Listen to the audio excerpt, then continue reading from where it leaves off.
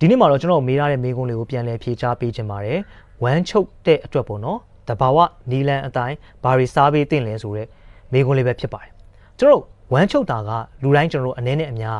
ဖြစ်ကြပါတယ်တချို့တွေမှာဆိုလို့ရှိရင်တော့ဝမ်းချုပ်တာတစ်ခါတလေမှာ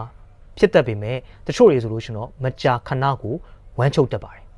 ဝမ်းချုပ်ရတဲ့အကြောင်းရင်းတွေအများကြီးရှိတယ်အဓိကကျွန်တော်တို့ကိုစားတဲ့အစားအစာတွေထဲမှာဒီဝမ်းချုပ်စေတတ်တဲ့ဒီအစားအစာတွေပါတာဒါမှမဟုတ်ကျွန်တော်တို့ဝမ်းမှန်စေဖို့ကူညီပေးတဲ့အစားအစာတွေမစားဖြစ်တာကြောင့်ရယ်ပြီးတော့ရေတောက်နဲတာပြီးတော့နောက်မှာကျွန်တော်တို့ကိုလက်လှုပ်ရှားမှုနဲတာ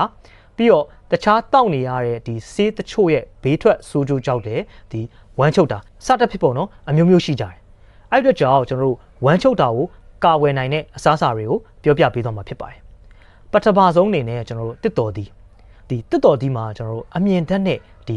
ရေဓာတ်တွေကျွဲဝါးတဲ့အတွက်ဝမ်းချုပ်တာကိုကာဝယ်ပေးပါတယ်နောက်ထပ်ကျွန်တော်တို့ဖျဲသီးစားပါဒီဖျဲသီးမှာကျွန်တော်တို့အမြင်ဓာတ်အများကြီးမပါပေမဲ့လေကျွန်တော်ရေဓာတ်အများကြီးပါဝင်တဲ့အတွက်ကျွန်တော်ဥလန်းကြောင်းကလှုပ်ရှားမှုကိုသူက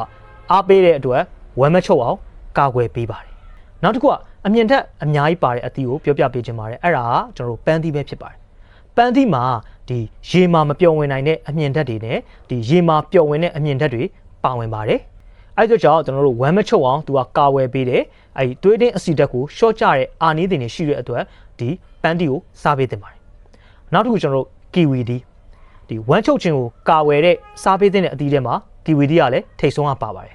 သူ့မှာအမြင်ဓာတ်တွေအများကြီးကျွဲသွားတဲ့ enzyme တစ်မျိုးပါဝင်တဲ့အတွက်ဥလန်းချောင်းလှုပ်ရှားမှုကိုသူကကောင်းမွန်စေပြီးတော့ဝမ်းမှန်စေနိုင်တဲ့အကျိုးကျေးဇူးကိုရပါတယ်နောက်တစ်ခုကျွန်တော်တို့လိမ္မော်သီးဒီလိမ္မော်သီးမှာကျွန်တော်တို့ဗီတာမင် C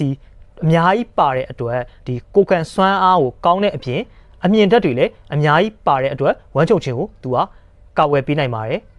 အဲ့အတွက်ကြောင့်ကျွန်တော်တို့လိမ္မော်သီးကိုစားပေးသင့်ပါတယ်ကျွန်တော်တို့အသီးတွေပြီးသွားတဲ့အခါမှာကျွန်တော်တို့အရွက်တွေလာပါပြီအရွက်တွေကတော့ကျွန်တော်ဟင်းနုနယ်မှာဆိုလို့ရှိရင်တော့ဒီအမြင်ထက်ကျွဲဝါးတဲ့အတွက်ဒီဝမ်းချုပ်တက်တူတွေအတွက်စားပေးတဲ့အရွက်တစ်မျိုးပါဟင်းနုနယ်ကိုကျွန်တော်တို့ကြော်စားတာအပြင်ကျွန်တော်တုပ်စားတာဟင်းနုလှုပ်ပြီးတော့လည်းတောက်ပေးသင့်ပါတယ်နောက်တစ်ခုကျွန်တော်တို့ပန်းမုံလာစိမ်းဒီပန်းမုံလာစိမ်းကိုတော်တော်များများစားလာကြတယ်ပေါ့နော်အခုနောက်ပိုင်းဆိုလို့ရှိရင်တော့ဒီမုံလာစိမ်းကဒီအမြင်ဓာတ်ကိုသူကကျွဲဝပြီးတော့ဒီဥလန်းချောင်းကျန်းမာရေးအတွက်လည်းကောင်းမွန်စေပါတယ်အဲ့ဒီကြောင့်သူကဝမ်းမှန်စေပါတယ်နောက်တစ်ခုကျွန်တော်တို့ကစွန်းဥကဗီတာမင် A ကျွဲဝါးတဲ့အပြင်သူကအမြင်ဓာတ်တွေအများကြီးပါတဲ့အတွက်ဝမ်းချုပ်တဲ့ပြဿနာကိုသူကတစ်ဖက်တစ်လမ်းကတက်တာအောင်ကူညီဖြည့်ရှင်းပေးပါတယ်နောက်တစ်ခုအစိတ်ဆန်ထဲမှာဆိုလို့ရှိရင်တော့ကျွန်တော်တို့ဘန်နာဆေးကဒီအမြင်ဓာတ်များပါတဲ့အတွက်ဝမ်းချုပ်တာကိုသူကကာဝယ်ပေးပါတယ်